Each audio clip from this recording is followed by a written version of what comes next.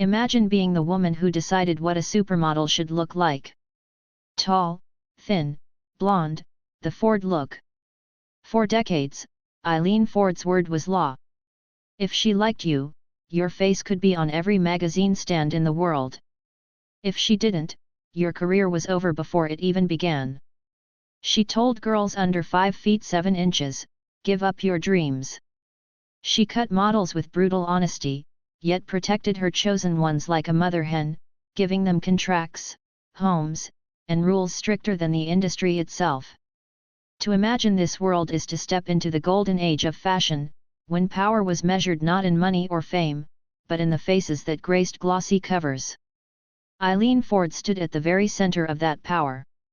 She could change lives with a phone call. She could end them with a single glance. But how did she rise from a small-time agent in post-war New York to the most powerful woman in fashion? Her agency launched legends like Brooke Shields, Naomi Campbell, and Jerry Hall. It sparked bitter rivalries with John Casablancas and Wilhelmina, battles that defined the supermodel era. Eileen Ford didn't just run an agency. She built the blueprint for the supermodel itself and blacklisted anyone who stood in her way.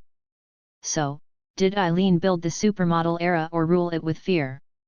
Before she became the most feared woman in modeling, Eileen Ford was just Eileen Ott, a psychology student at Barnard College in New York. She modeled a little herself, posing for small local shoots, but quickly realized she didn't have the face that photographers wanted. Later, she laughed at those early test shots, calling her round face and curly hair plain. Yet, what she lacked in looks, she made up for in vision. What she did have was an uncanny eye for what other faces could do in front of a camera. After graduating, she drifted into the fashion world as a stylist and assistant, helping friends book jobs here and there. The mid-1940s were a strange time for modeling in America. The industry was disorganized, full of shady contracts, late payments, and girls treated as disposable. Photographers often grabbed whoever was standing around. Modeling wasn't yet a career, it was a hobby, or worse, a reputation risk.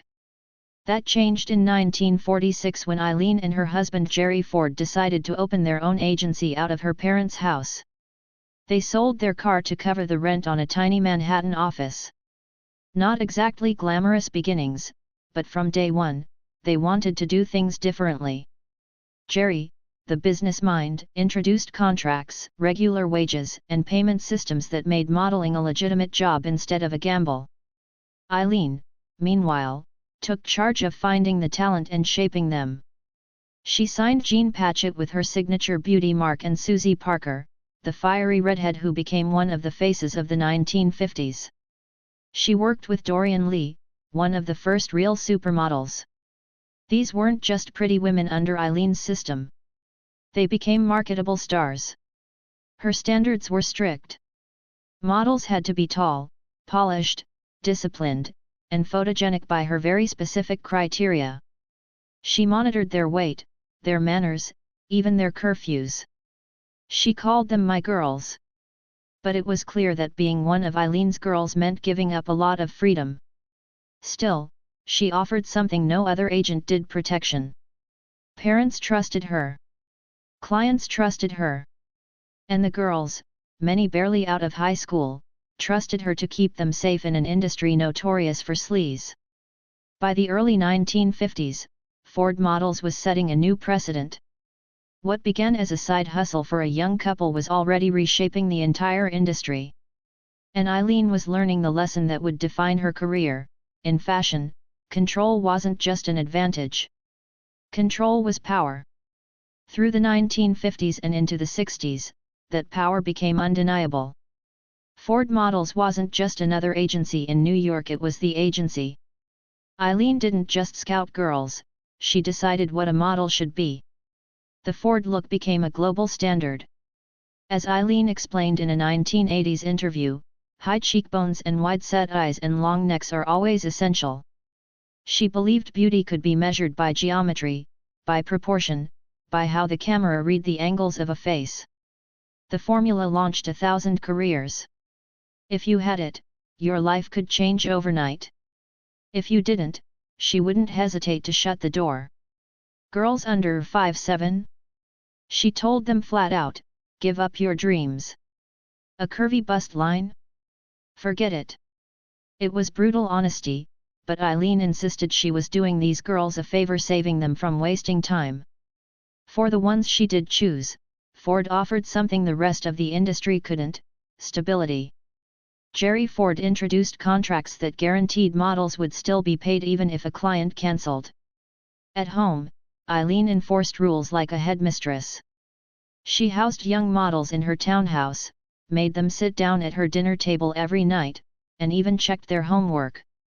Kim Basinger recalled being told she couldn't go out before finishing her French assignments.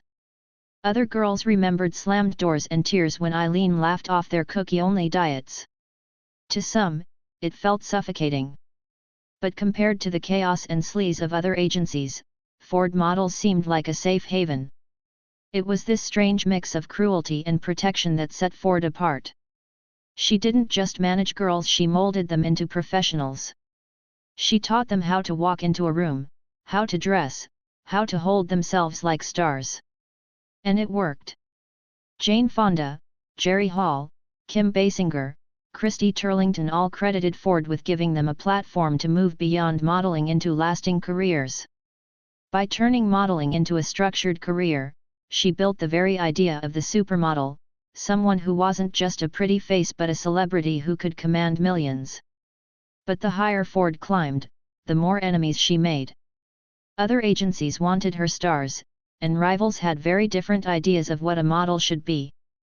The supermodel era was only just beginning, and Eileen was about to face her first real war to keep the crown. Eileen Ford wasn't just strict with her own models. She was merciless with anyone who crossed her. She built a reputation for blacklisting girls who defected and punishing those she felt betrayed her. The most famous story? When Monique Pillard, one of her top executives, left to join Elite, Eileen mailed her a Bible with every passage about Judas underlined in red. For Eileen, loyalty wasn't just business, it was survival. In 1988, a 60 Minutes investigation into misconduct in the modeling industry confronted her with evidence about Claude Haddad, a Paris agency owner accused of inappropriate behavior. When asked if she would send her girls to him, her answer was immediate: "No, ma'am." He knows why. Because I don't think he behaved properly with some of them. I know he didn't. She had letters from girls detailing what he'd done, and she cut him off.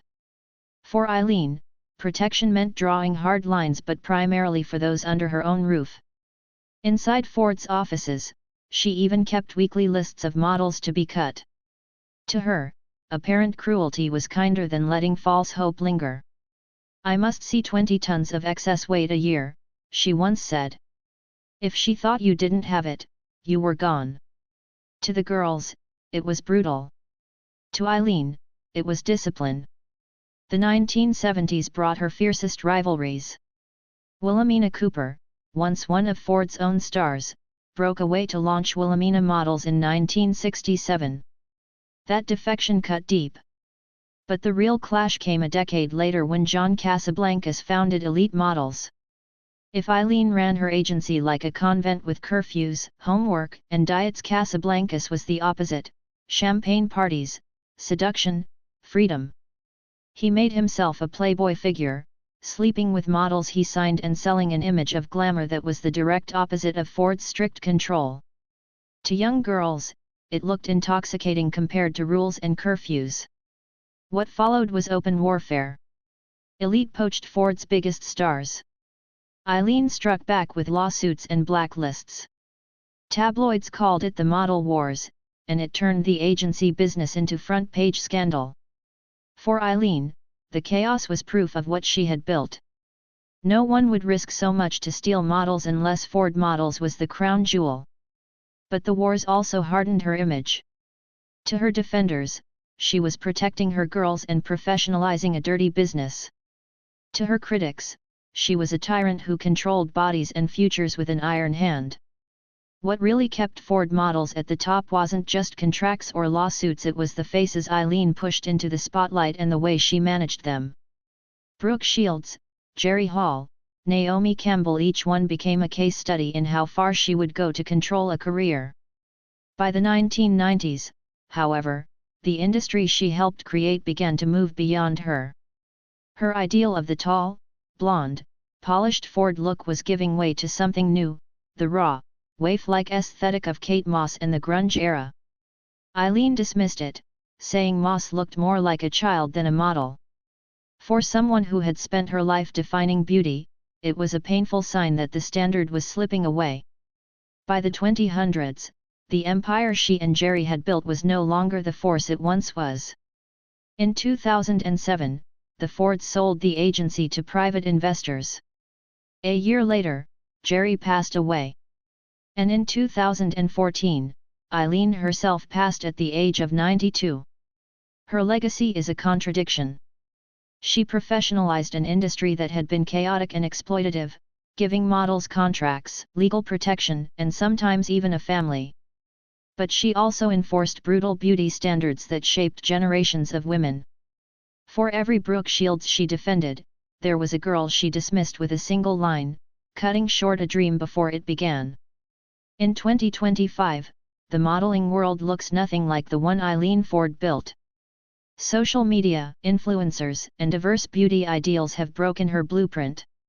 Yet her shadow remains in every contract, in every agency that promises safety while enforcing impossible standards, and in the very idea of the supermodel.